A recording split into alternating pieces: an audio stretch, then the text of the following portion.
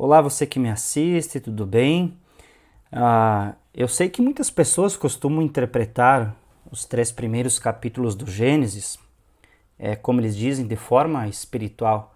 Isso pode até ser compreendido, pode até ser que existam algumas passagens ali que têm um significado mais espiritual. Porém, irmãos, aqui nesses mesmos 3 capítulos existem muitas informações que são históricas e que devem ser interpretadas de forma literal e não espiritual. E uma delas é o Jardim do Éden, assunto que nós vamos tratar no vídeo de hoje. Pois, como está escrito na própria Bíblia, ele se situava entre rios que não são nada espirituais, mas sim literais e existentes no nosso planeta. São eles. O primeiro se chama Pison, que é uma palavra de origem hebraica que significa mais espalhado. Esse rio, segundo o historiador Flávio Joséfo, seria o rio que é hoje conhecido como Rio Ganges na Índia. Então veja, irmãos, que o significado, a origem de se chamar um rio como um rio sagrado é muito mais antiga do que a gente pensa. Então, esse rio que saía ou que circundava esse Jardim do Éden aqui no planeta, ele é hoje considerado como o Rio Ganges na Índia, um rio sagrado para o povo indiano. O segundo seria o rio Gion, que significa irrompendo. Segundo o mesmo historiador Flávio Joséfo, esse rio seria o grande rio Nilo no Egito, mais um rio sagrado para aquele povo. Então veja que tem um significado, tem um porquê. O terceiro, rio Tigre, palavra no hebraico que se chama Hidekel. Então o rio Tigre é uma palavra, digamos, aportuguesada, né? O Tigre é portuguesado para nós. Mas o nome original desse rio seria Hidekel, que quer dizer rápido. Então esse rio corre pelo Iraque, que era a antiga Mesopotâmia. E o quarto rio seria o rio Eufrates, que significa frutífero. Rio que vem da Turquia e circunda outras cidades da Ásia Ocidental. Então essa seria a região, digamos assim, a localização do Jardim do Éden aqui na Terra. Então, tendo como premissa, irmãos, essa informação, nós podemos atestar que o Jardim do Éden realmente existiu aqui na Terra. O problema é saber como era esse jardim. Como eu sempre digo, esse é mais um estudo, tá? Seguindo a minha linha de raciocínio. Inclusive, eu já fiz alguns vídeos explanando um pouquinho sobre essa questão do Jardim do Éden, até num contexto mais espiritual, enfim. Mas o fato, irmãos, é que eu acredito que o Jardim do Éden, ele poderia ser uma parte dele metafísica, ou seja, espiritual, em uma dimensão diferente da nossa, e uma parte, com toda certeza, como era aqui na Terra, na terceira dimensão. Então ele estaria situado entre duas dimensões, onde atuavam os Elohim, que é citado ali no Gênesis 1, que Javé seria o líder deles, entre outros Elohim que criaram então o ser humano, e assim Javé faz como se fosse um laboratório biogenético, como eu coloquei aqui na capa do vídeo de hoje, para criar então aquelas porções da natureza, incluindo até o próprio homem, como nós já conhecemos nas Escrituras.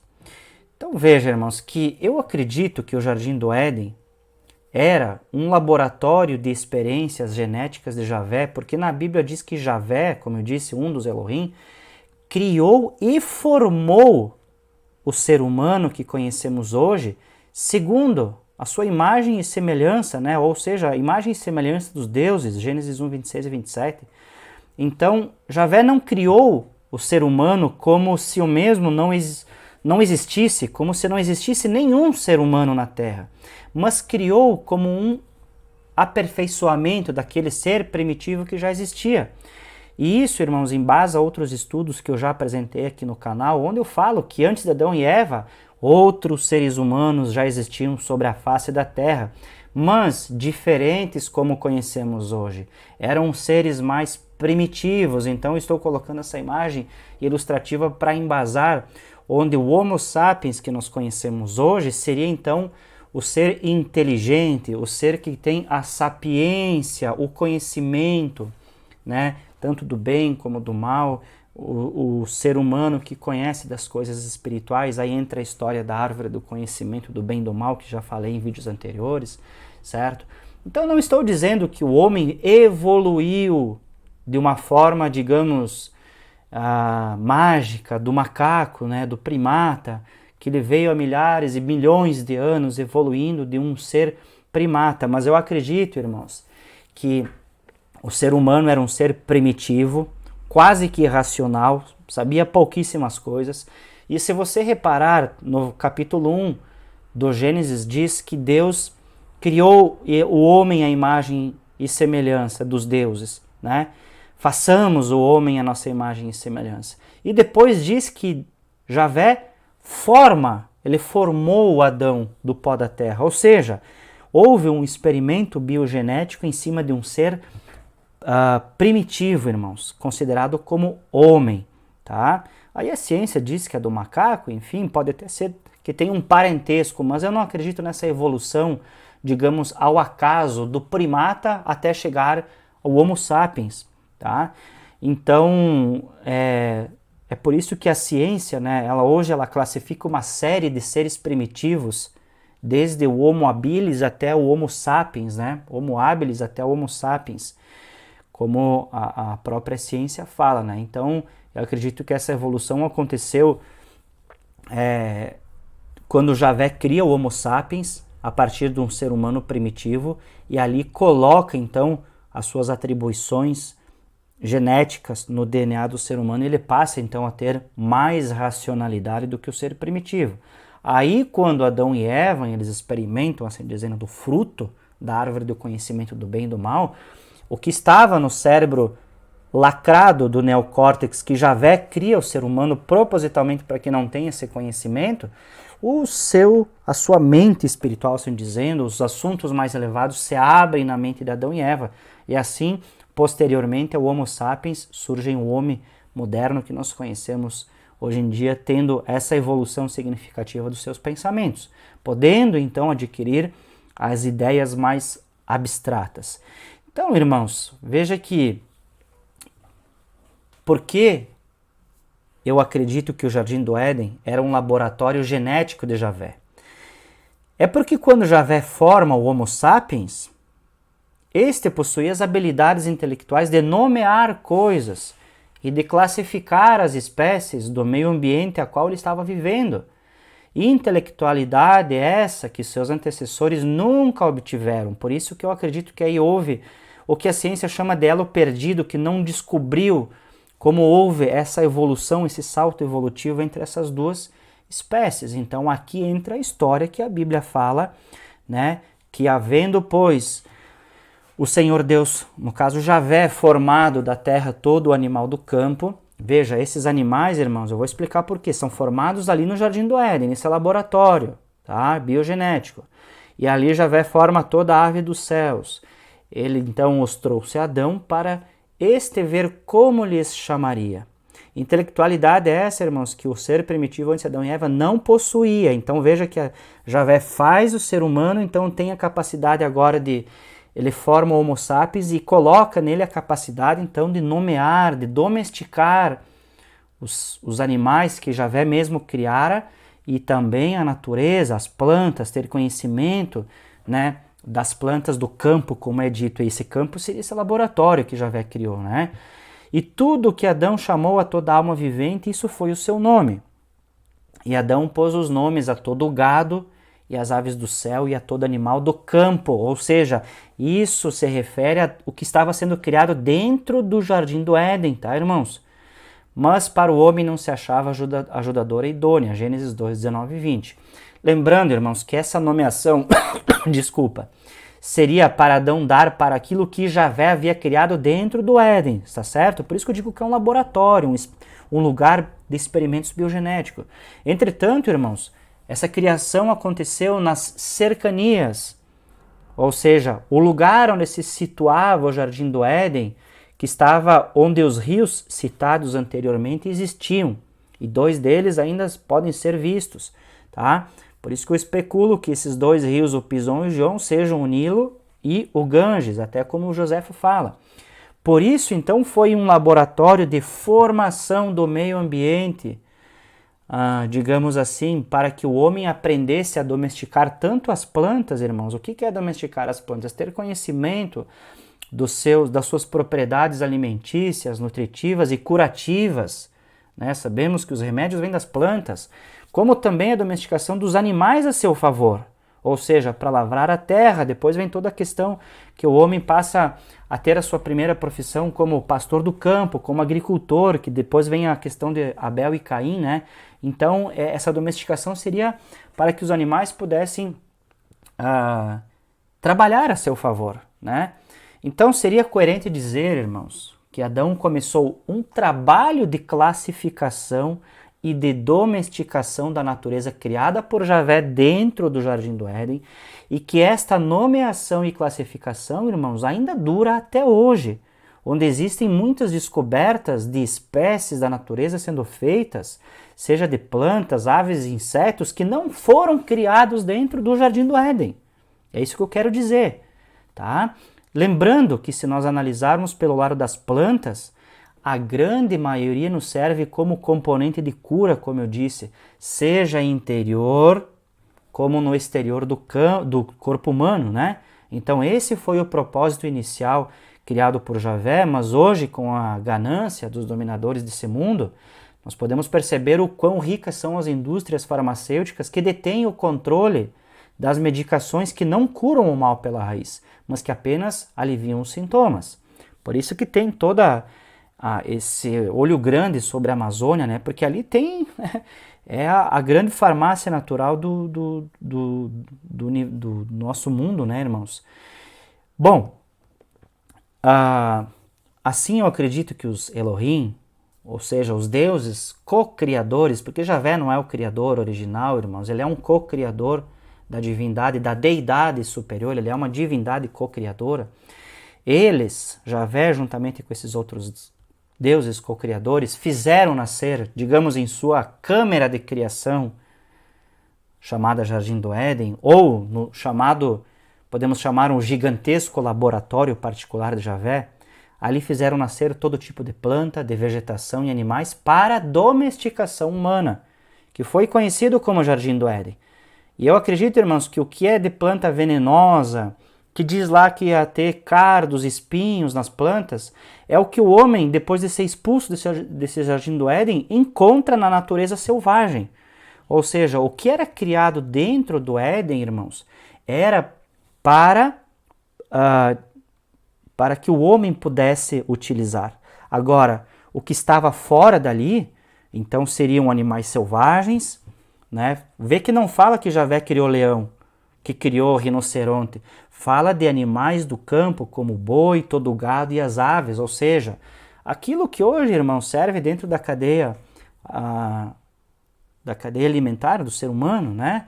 Então, ou seja, era próprio para o ser humano tanto domesticar, como nós vimos depois que a primícia da alimentação do ser humano era através dos frutos, mas que depois vem ser introduzido no alimento humano a carne, certo? Então, irmãos, eu acredito que tudo que foi criado ali, tá, foi para a domesticação humana, que foi então conhecido como o Jardim do Éden. Então, depois da criação que aconteceu dentro desse gigantesco laboratório chamado Jardim do Éden, então Adão foi colocado ali, foi levado para esse lugar com o propósito de cuidar de tudo. Veja que tudo se encaixa, irmãos. Assim, esse famoso Jardim do Éden era como se fosse uma grande fazenda biogenética para Adão cuidar, onde nasceram as plantas, os frutos e os animais que podiam ser domesticados em favor do homem. Ali não tinha planta selvagem, não tinha espinhos, não tinha planta venenosa, porque esse tipo de plantação, esse tipo de vegetação de natureza era o que estava fora do Jardim do Éden. Assim começa a montar as informações, irmãos. Veja, e tomou o Senhor Deus o homem, depois o Homo sapiens, e o pôs no Jardim do Éden para o lavrar e o guardar.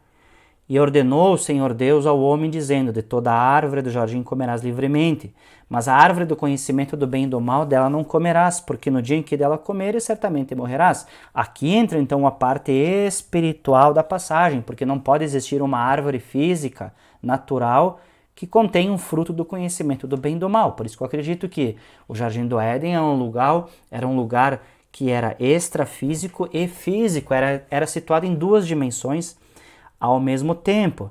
Eu até num vídeo falei, irmãos, que poderia ser Atlântida, mas hoje corrijo essa informação, porque conforme vai passando o tempo, a gente vai lapidando, vai aprimorando nosso conhecimento, né? E hoje já eu posso dizer aqui, registrado nesse vídeo, que eu descarto a hipótese de que o Jardim do Éden seja Atlântida.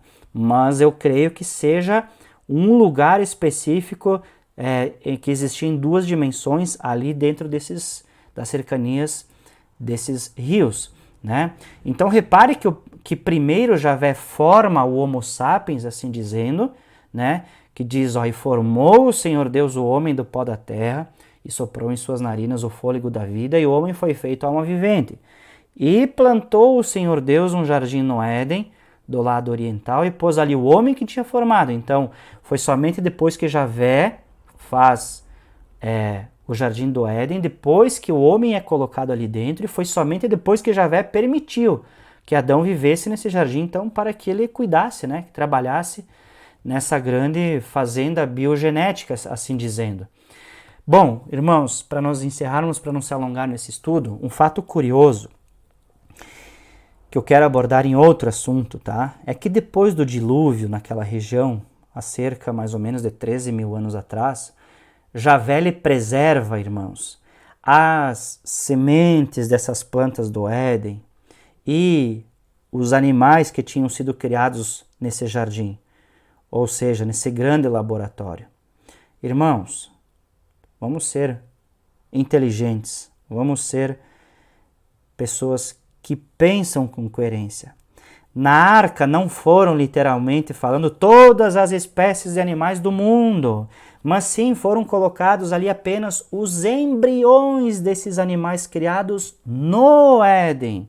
Assim como acredito também que foi colocado ali a preservação das sementes das plantas. Ou seja, não só os embriões dos animais criados no Éden, mas também as sementes das plantas criadas no Éden. Por que Javé iria criar e destruir tudo, irmãos, que tinha criado ali? Não faz sentido. Então o que ele faz para Noé? Diz, tudo que eu criei ali, eu vou preservar os embriões dos animais que eu criei, para que você continue, né, com aquilo que foi criado no Éden, e vou preservar as sementes das plantas ali criadas. Irmãos, não acontece num passo de mágica. É preciso que exista a semente, que ela esteja na terra, que exista um tempo para que ela cresça, para depois frutificar, certo? Então aí Javé preserva tudo isso na arca, irmãos. Era impossível todos os animais, ainda mais casais, de todos os animais do mundo serem colocados nessa arca, irmãos. Vamos pensar com coerência. Tá? Então eu acredito que foram as sementes das plantas criadas no Éden e os embriões dos animais que Javé criou ali para a domesticação do homem. Tá? Pois pensa comigo, como é que esses animais iriam se alimentar depois do dilúvio? Né? Ou seja, com as sementes que Javé criou ali, com as frutas que Javé criou ali. Então a Bíblia conta, irmãos, que a primeira planta a ser cultivada depois do dilúvio foi justamente a uva, né? A videira, a uva que vem da videira. E, irmãos, a ciência, ela confirma essa informação que eu vos passo sobre a antiguidade das uvas. E mais, a ciência já descobriu que além de ser um alimento nutritivo, irmãos, o vinho delas derivado era um potente remédio para males gastrointestinais. Por isso que vem por isso que é enfatizado nas escrituras a questão do vinho, irmãos. Porque foi a primeira fruta a ser cultivada depois do dilúvio naquela região. Então assim o vinho se torna algo das primícias criadas por Javé. Assim, então, acredito quando Noé bebeu, irmãos, ele estava, por assim dizer, tomando o vinho com fins medicinais. Entretanto, sabemos, né, conforme a Bíblia nos diz, que sem saber ele acabou exagerando, né, bebeu demais e se embriagou. Teve o efeito, a reação que não era desejada. Eu não sei se você sabe, irmãos, mas tudo tem um equilíbrio. Se você tomar em excesso um medicamento, ele pode ser fatal. Mas se você tomar uma dose menor do que a recomendada, o efeito desejado não é alcançado. Ou seja, ele é inoperante. Isso, irmãos, acontece com a nossa alimentação, com o nosso descanso, com o nosso trabalho e tudo aquilo que nós fazemos no nosso dia a dia. É preciso equilíbrio, até mesmo, irmãos, na questão das nossas crenças. Por isso que é essencial termos equilíbrio em tudo. Por isso eu peço, irmãos, absorva desse estudo aquilo que te auxilia para o seu crescimento. Não vamos ser extremistas, irmãos. Vamos pelo caminho do meio, equilibrando os nossos conhecimentos, para que todos nós possamos contribuir uns com os outros para a nossa evolução espiritual e para a nossa expansão da consciência. Está certo? Assim deixo mais esse estudo para vós nesse dia, tá? Se gostou, deixa seu like para fortalecer o canal. Se não é inscrito, se inscreva, que tem muita informação ainda que eu preciso vos passar. Compartilha com outros irmãos. Hoje eu vou ficando por aqui. Vejo vocês no próximo vídeo, na próxima aula, aqui na Escola de Eruditos. Até mais!